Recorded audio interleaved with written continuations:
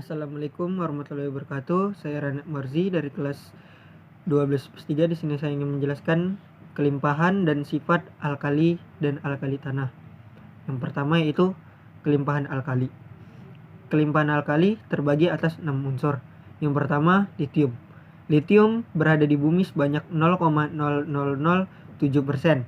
dan dia terdapat di dalam spodun LiAl SiO3 2+. Dan yang kedua, natrium.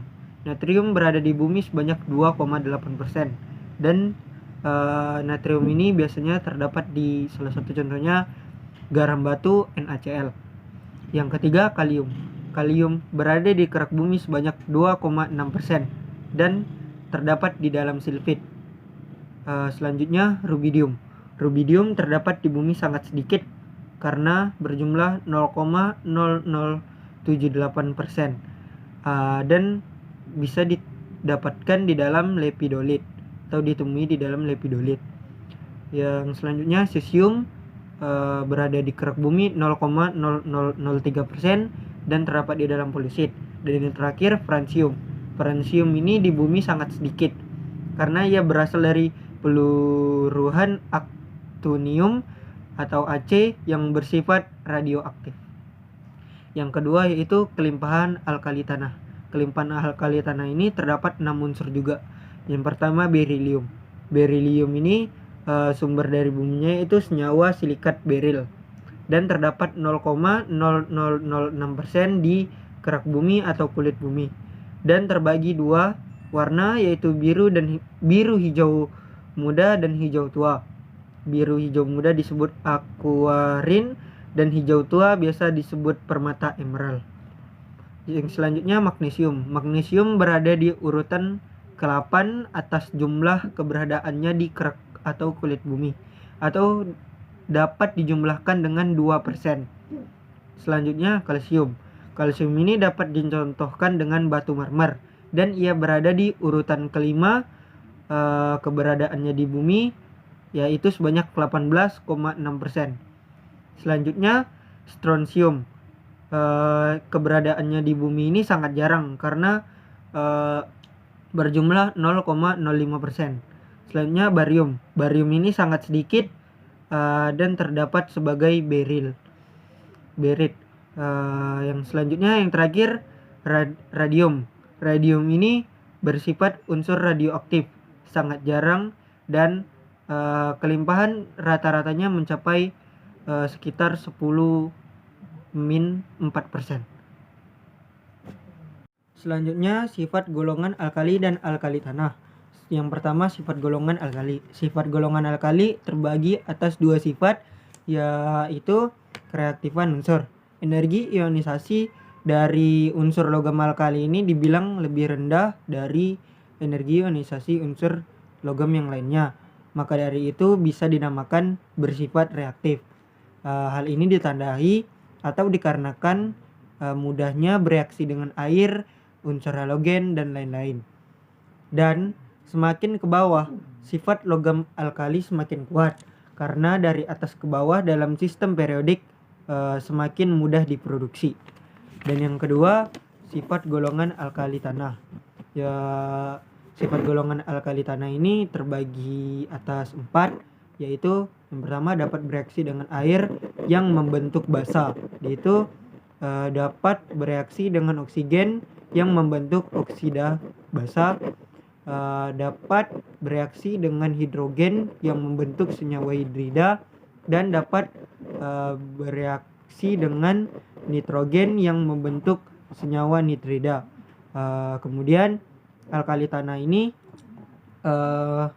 dapat dibagi atas warna nyala. Yang pertama yaitu magnesium dapat ditandai dengan warna putih, kalsium dapat ditandai dengan warna jingga kemerah-merahan, dan strontium dapat ditandai dengan warna merah, dan barium dapat ditandai dengan warna hijau. Assalamualaikum warahmatullahi wabarakatuh.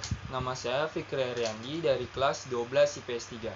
Di sini saya akan menjelaskan sedikit tentang ekstraksi pengolahan alkali tanah. ekstraksi itu sendiri adalah pemisahan suatu unsur dari suatu senyawa. Jadi, agar dapat diperoleh logam alkali tanah dari sumbernya, maka dilakukanlah ekstraksi tersebut.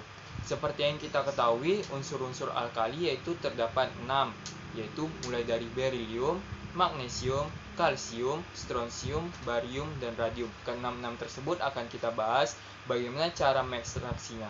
Dan untuk mengekstraksinya terdapat 2 metode, mulai dari metode reduksi dan metode elektrolisis.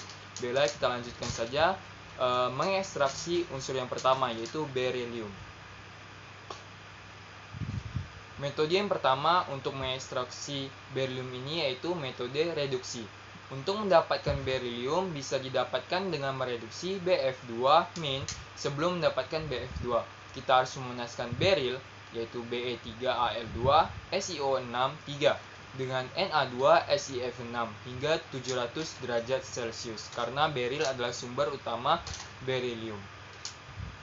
Selanjutnya yaitu ada metode elektrolisis. Untuk mendapatkan berilium, kita dapat mengekstraksi dari lelehan berilium klorida atau BCl2 yang telah ditambah NaCl, karena BCl2 mula-mula bersifat kovalen dan sangat sedikit mengantarkan listrik, sehingga ditambahkan NaCl.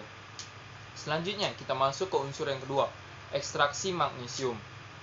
Metode pertama yaitu metode reduksi. Untuk mengekstraksi metode reduksi ini, yaitu untuk mendapatkan magnesium kita dapat mengekstraksinya dari dolomit atau MgCaCO32, karena dolomit merupakan salah satu sumber yang dapat menghasilkan magnesium. Selanjutnya ada metode elektrolisis. Ekstraksi metode elektrolisis pada magnesium ini yaitu selain dengan ekstraksi dolomite, magnesium juga bisa didapatkan dengan mereaksikan air larut dengan CaO. Yang ketiga ada unsur kalsium. Ekstraksi kalsium metode reduksi ialah logam kalsium Ca juga dapat dihasilkan dengan mereduksi CaO oleh Al atau dengan mereduksi CaCl2 oleh Na.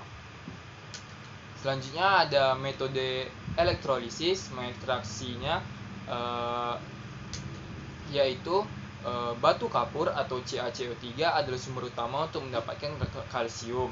Nah, untuk mendapatkan kalsium kita dapat mereaksikan CaCO3 atau kapur tadi dengan HCl agar terbentuk senyawa CaCl2. Selanjutnya ada unsur yang keempat yaitu strontium. Untuk mengekstraksi strontium seperti yang sudah sebelumnya, kita dapat menggunakan metode elektrolisis dan metode reduksi. Metode elektrolisis. Metode elektrolisis untuk mendapatkan strontium atau Sr, kita bisa mendapatkan dengan elektrolisis lelehan SrCl2- atau lelehan SrCl2 bisa didapatkan dari senyawa selesit. Karena senyawa selesit merupakan sumber utama strontium. Terus metode selanjutnya itu metode reduksi untuk mengekstraksi strontium pada metode reduksi, yaitu bisa juga dengan cara mereduksi strontium oksida dengan aluminium di dalam vakum pada suhu di mana strontium tersulin.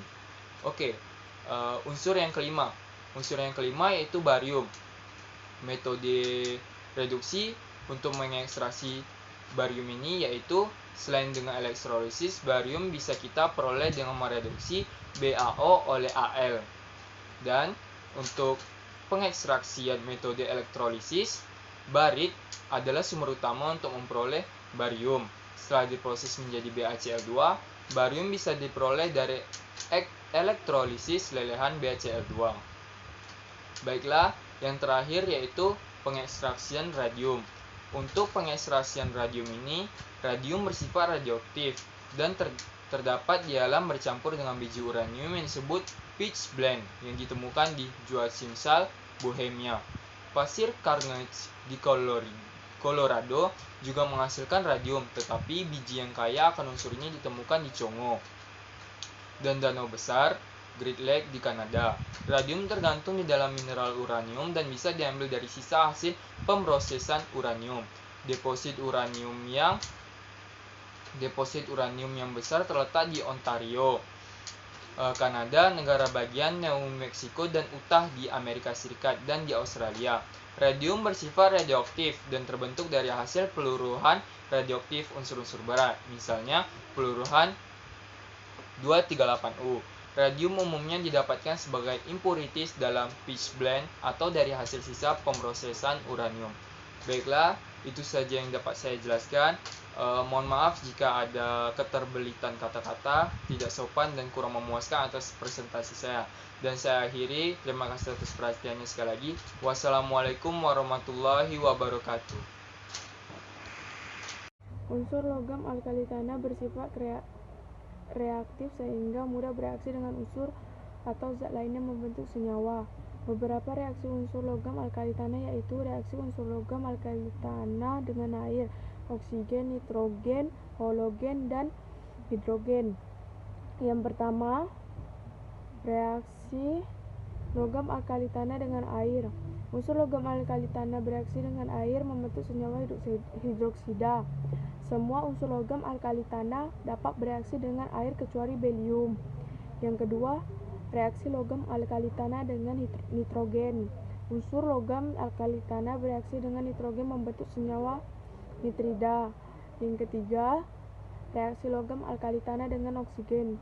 Unsur logam alkali tanah bereaksi dengan oksigen di udara membentuk senyawa oksida dan superoksida.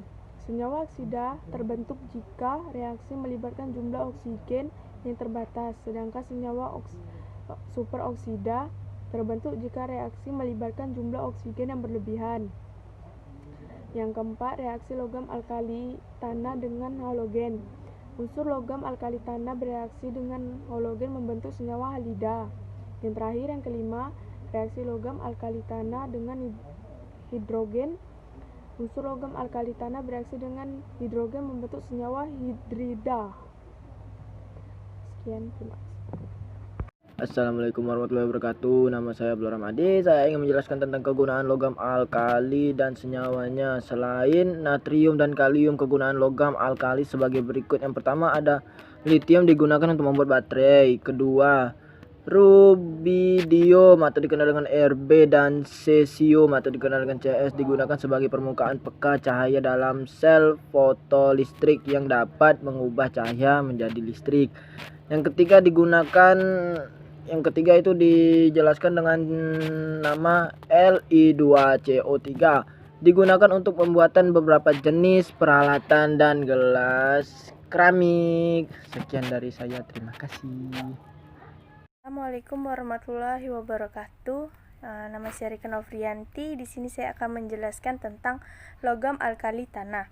Yang pertama, kelimpahan unsur-unsur logam alkali tanah, yaitu ada golongan gas mulia, halogen, alkali, oksigen, aluminium, silikon, belerang, besi, tembaga, dan emas.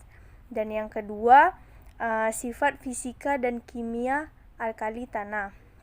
Yang pertama, sifat fisikanya yaitu bersifat keras dan memiliki titik leleh yang lebih tinggi dibandingkan unsur alkali. Yang kedua, sifat kimianya yaitu logam alkali tanah memiliki jari-jari atom yang besar dan harga ionisasi yang kecil. Yang ketiga ada reaksi kimianya. Yang pertama, reaksi dengan air. Yang kedua, reaksi dengan halogen. Yang ketiga, reaksi dengan asam klorida. Yang keempat, reaksi dengan oksigen. Yang kelima, reaksi dengan hidrogen. Keenam, reaksi dengan nitrogen. Yang keempat, cara mendapatkan logam alkali tanah. Cara mendapatkannya yaitu dari elektrolisis leburan atau lelehan garamnya seperti LiCl, NaCl atau KCl atau lelehan basanya seperti NaOH dan KOH yang berwujud cair. Yang kelima ada kegunaannya, yaitu digunakan untuk mengontrol reaksi fisi pada reaktor nuklir.